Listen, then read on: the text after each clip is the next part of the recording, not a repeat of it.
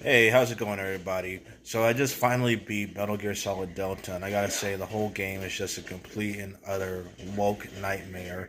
Metal Gear Delta is not a good video game. In fact, I have to say, it's probably one of the most cringe games in the entire world now. I'm gonna do this game review without any spoilers, but first of all, Metal Gear Delta is a 2025 video game, but look at this game that I'm playing right now. This is Metal Gear Solid 5 on from 2015, and it looks way better than Metal Gear Solid Delta. Like, they pretty much lost all their passion and whatnot for the Metal Gear Solid series. And Metal Gear Solid is officially dead. It died when they released Metal Gear Survive, and that game basically unalived Konami and whatnot. And Konami is just a terrible company as a whole without Hideo Kojima doing the work. Metal Gear Solid Delta is a 2025 video game that's a woke mess. You see, I first realized that at first I actually had hope for the game. I mean, you play as a straight white male, voiced by David Hayter, and I thought that was pretty neat and cool. You don't really see that nowadays in modern games. However, then I saw the boss. Now, the boss is a random transgender representation character, and for she's one of the most ugliest women I've ever seen in a modern video game.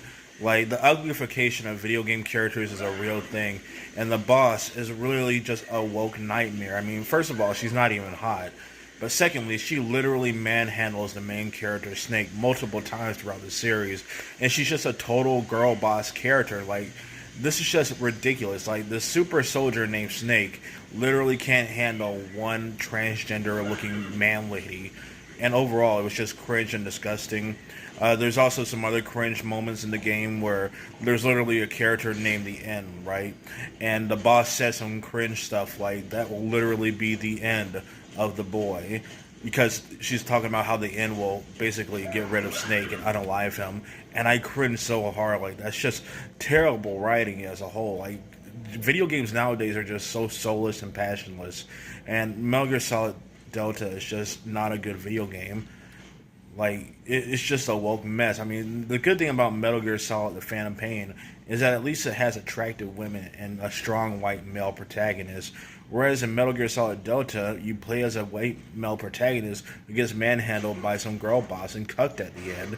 Like, that's just completely, utterly gay and ridiculous. Now, look at now, there is one character that might redeem the whole series, and that's Eva, who actually looks pretty hot. She has a good pair of knockers, but she just doesn't save the game from the wokeness. Another big problem with the game being woke is that the character Ocelot and Logan are clearly gay, forced in DEI representation. And yeah, you can tell that Ocelot has a hard on for Snake. It's honestly really creepy, weird, and unnecessary, and I'm so sad to see so many modern games try to force in the DEI LGBT agenda. What the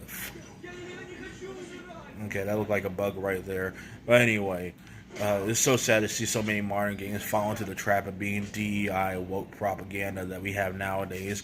Like, gaming has basically been a dead genre since it became not niche anymore.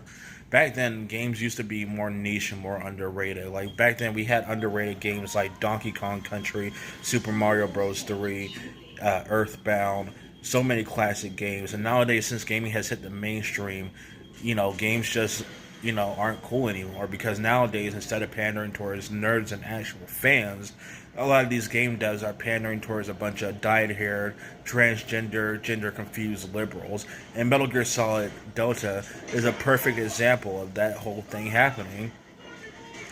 So, yeah, guys, make sure to leave a like, subscribe.